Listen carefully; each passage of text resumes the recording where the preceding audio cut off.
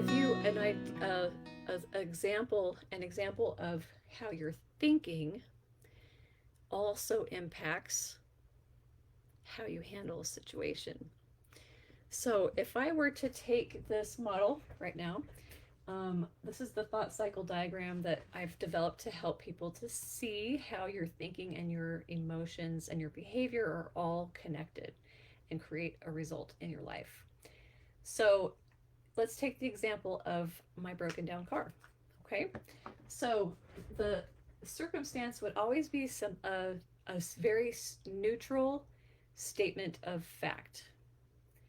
Um, in the circumstance, you don't put the meaning that you have made of this situation. You just say what happened. So, car breaks down.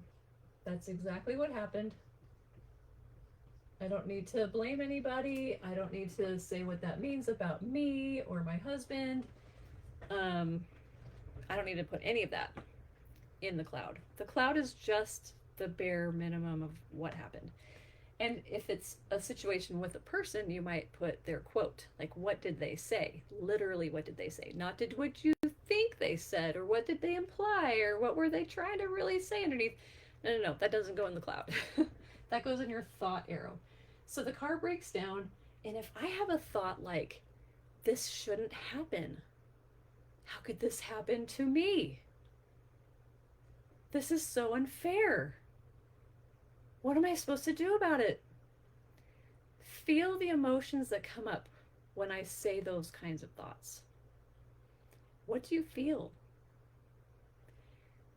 If you're feeling stress, you're a normal human being. So when when I say those thoughts, I can feel it happening in my body, because whatever we think is going to create a signal of either safety or danger into our body via the vagus nerve part of the nervous system. Your nervous system is the key to understanding all of your experiences. Someone else could have broken down on the side of the road and just thought it was hilarious. Can you believe it? How did we even think that this old, it was like a 20 something year old vehicle was going to get us across the country again? Obviously, it was on its last legs. Someone could have really laughed about it and just made it into a funny story. That's something you can do. Or we might, because of what we're thinking, and it would have to be because they're thinking, this is funny. Oh, can you believe this? Yeah, funny things like this happen. Okay, so it really is up to us what we're thinking, and that will then trigger off like a physical experience. Your emotions are physical. So, car breaks down. This isn't fair.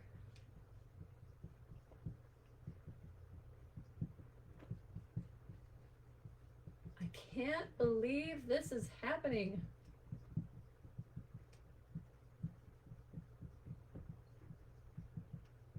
Okay, very like, whew, this is a big response. If I have those kinds of thoughts, I can't believe this is happening. This shouldn't happen.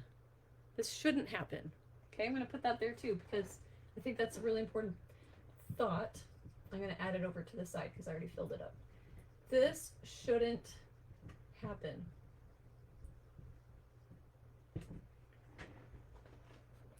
So notice the emotions that you might have as a result. This shouldn't happen. This isn't fair.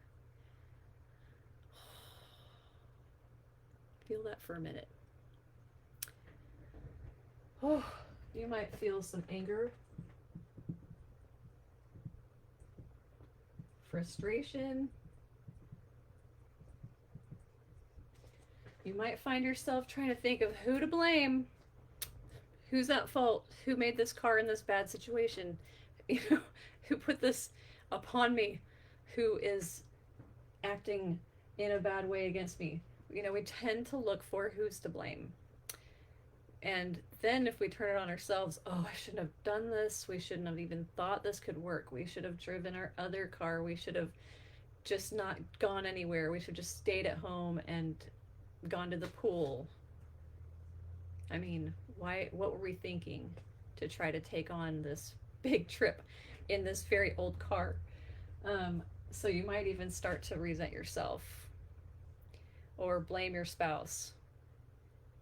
It's your fault that the car doesn't work. I don't know. We make up all kinds of things because when our nervous system is activated by something that feels like a threat, then we go into fight mode, flight mode, freeze mode, do these different responses. This is just biology reacting to a stimulus. In this case, if you're feeling angry, frustrated, you're probably in fight mode. So I'm going to put fight up here because that's probably what your nervous system state is going to be when you're thinking those kinds of thoughts. Because anger is very much an emotion tied to injustice. Something feels unfair. It's not right that my family should break down on the side of the road and then have to spend all this money to get a new car. It's just not fair. We didn't want this right now. This wasn't our plan. We didn't want to do that. So we can be very upset. Okay, and when we are in that state of being upset, this isn't fair, this shouldn't happen, my family doesn't deserve this, how are we going to treat other people? How are we going to behave? And especially if we're feeling a little bit hopeless too.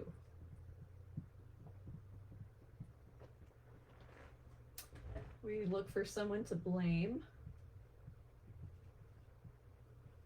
So we might start to get a little snippy or snippy snappy, I say, with people, thinking, oh, it's their fault, it's their fault. We start to blame, look for someone to put the responsibility on. And maybe it spills out then to other relationships. Our children are just in this situation. They didn't have anything to do with it. They're just there along for the ride, literally. They were bundled up with their blankets and snacks. They thought they were going to have front row seats across America. And here they have to just kind of suffer through this thing too. But then we might, because we're activated, upset, and worried and stressed about the money, and this is all unexpected, then we might translate that into how we talk to our kids and other people around us. And then we might start to be a little more impatient with the car dealership taking longer than they said they would by a full day, day and a half. And then they didn't even clean it. And they said, oh, yeah, those kids in the back, those teenagers, they don't know how to vacuum. And we're like, of course they know how to vacuum. You just didn't do it. Anyways, I don't want to start getting upset. So I'm not going to go into all the details of the story. But yeah, then we might start to get impatient with others. I'm going to say talk impatiently.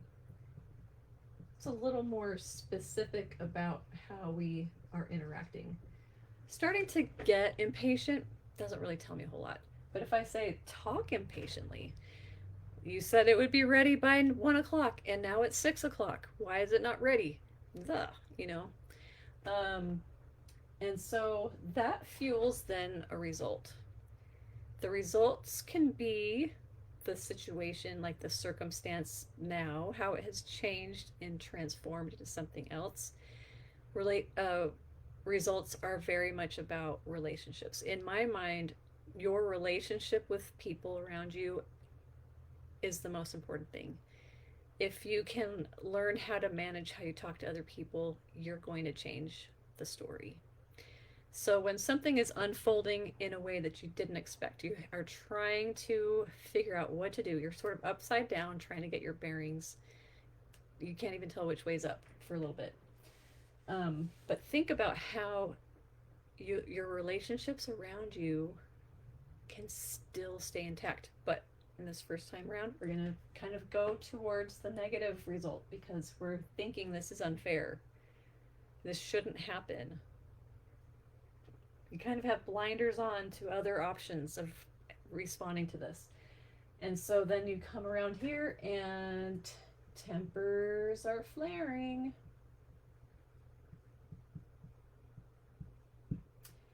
Impatient with the dealership.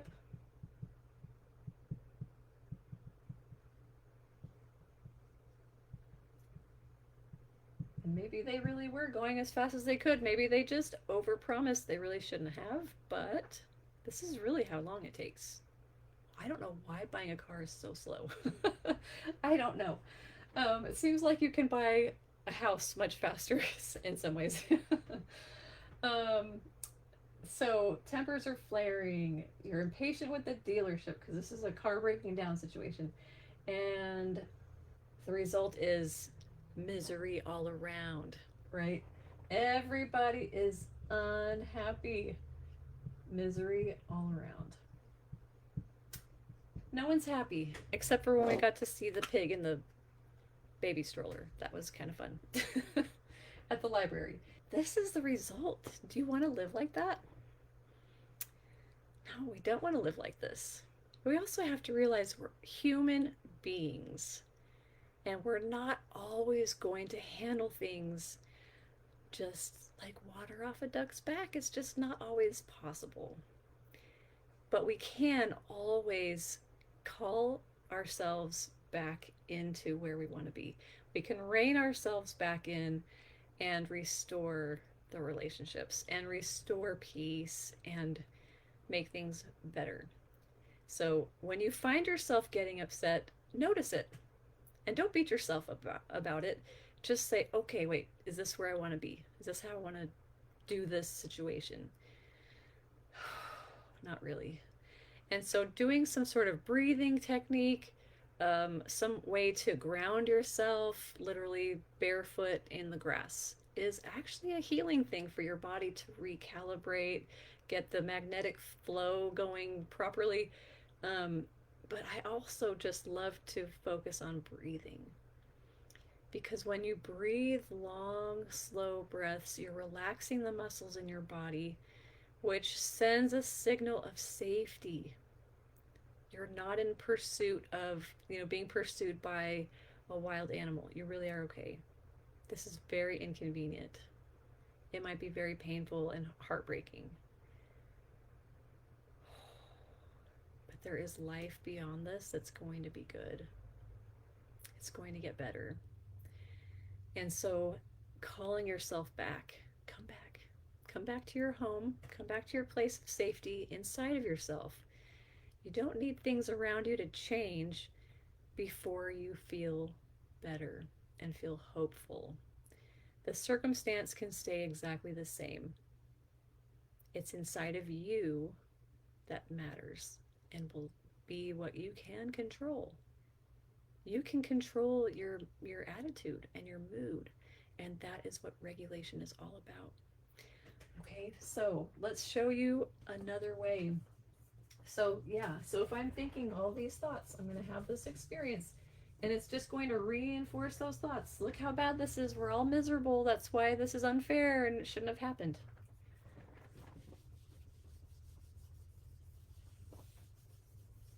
So what can we do instead? And I did try, and I did work on this at the time. I did think, okay, we don't need to be level 10 stressed.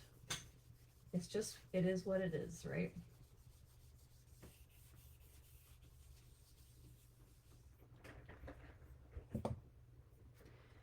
So when you're trying to change out of a cycle, you can start anywhere. It's a cycle, it's a circle.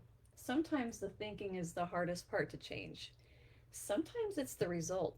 Sometimes we can't see that things could be different, that we could change the situation, we could influence the circumstance. We really could.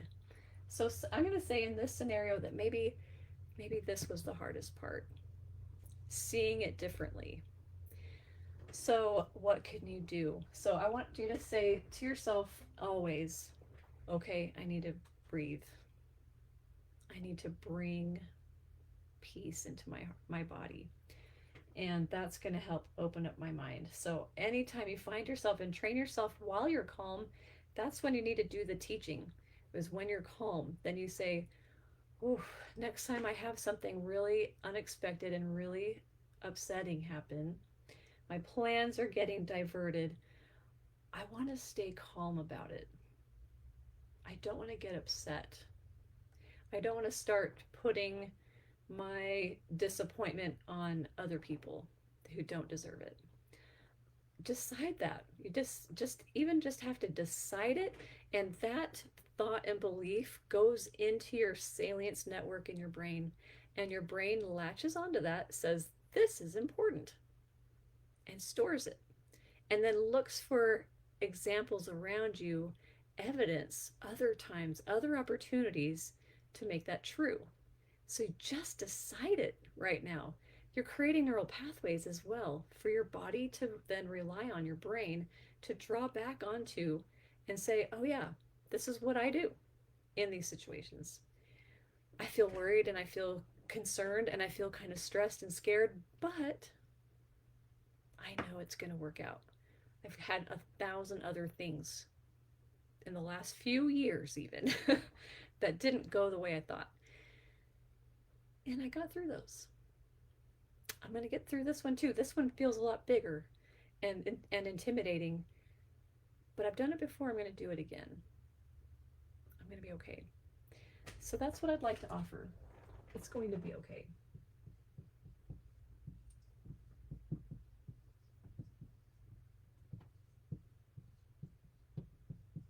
I'll find a way. How do you feel when you think that?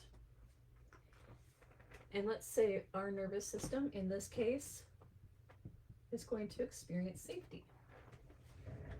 Okay, yeah, I can figure this out. It's going to be expensive. It's going to be, maybe it's going to take a while to get through this financially, to recover. It might take a while, it might be several years, but we're going to be okay. We're going to be okay. We're okay. So thinking that brings that nervous system state of safety. Okay, I'm in parasympathetic nervous system. I'm okay. I can rest. I can fall asleep. I'll be okay. Okay, so then the emotions that you would feel, that you might be likely to feel, if it's going to be okay, you might feel calm, some reassurance. Let's put that in here. Reassurance. Okay. Boy, and reassurance isn't about thinking everything is just perfectly fine. I don't believe that's what reassurance is. Reassurance says this is an imperfect situation, but something good is going to come out of it. It's going to resolve. And maybe not the way I wished it would, but that's what reassurance is to me. It's not perfect, but it's going to be okay. And in the long run, I actually really love the van we bought. I was kind of bitter about it for a little while. I was like, didn't want to get this van. It's so expensive. And now I've got these car payments. But over time, we've had it for 3 years now. I really love my van. I love that van. It's got some great features. And it's just like, it's a better vehicle than that 20-something-year-old Suburban. Okay, way better. So there's that reassurance. When you feel reassurance, how do you behave? How do you treat other people? How do you handle the situation when you feel reassurance in your body? You're experiencing that feeling of reassurance. Okay, think about that. How are you going to talk to others? What are decision making is going to go smoothly? So let's put that here. Decisions will be made more easily because your brain has access to the thinking and reasoning part of your brain. When you are in fight mode, your thinking, reasoning part of your brain shuts down. So you're just living in survival mode, and survival mode is very hyperbolic, very extreme, everything's the worst. Everything's huge. So when you're able to calm your body down with using calming thinking, calming breathing, then your thinking part of your brain comes back on, and it's easier to make decisions. Deciding which car to buy and what to do with our kids and where we're going to stay tonight, how we're going to make this work, all these steps that need to be taken care of. It's easier to process through it logically and make a decision and move forward when you're calm. So decisions are made more easily. The result being the problem is resolved. We got on the way, continued on our trip across the country. Problem is resolved. Okay? And relationships are intact. I don't need to take it out on my kids that I'm worried and stressed about something. I don't need to be snippy, snappy, and get after them. I can talk to them calmly and realize the reason why maybe they're acting up is because they're bored to death. They've been dragged around. They don't know what's going on. They probably feel like feeling some insecurity. They need reassurance. They don't need discipline. They need reassurance. They don't need to be punished. They need to be loved and comforted. Okay, so relationships stay sturdy.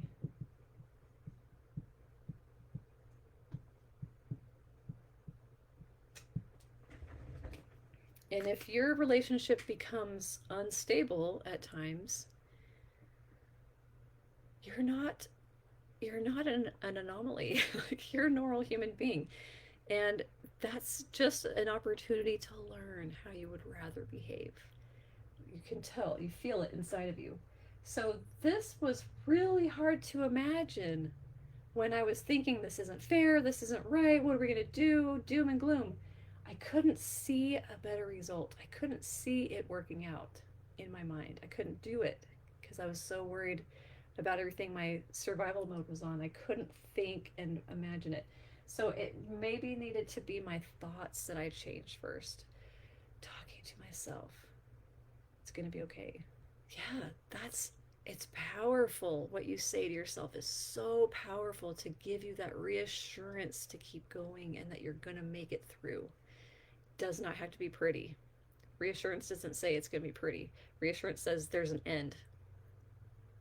And it's going to be better at that point. It's going to get better. So that's where the result maybe was too hard to imagine. So get your thinking there first. It's going to be okay. It's going to be okay. It's going to be okay. And breathe and be slow and get that thinking brain back on. Notice the emotion change. Notice the shift in your body. Where were you tight before that now can be relaxed?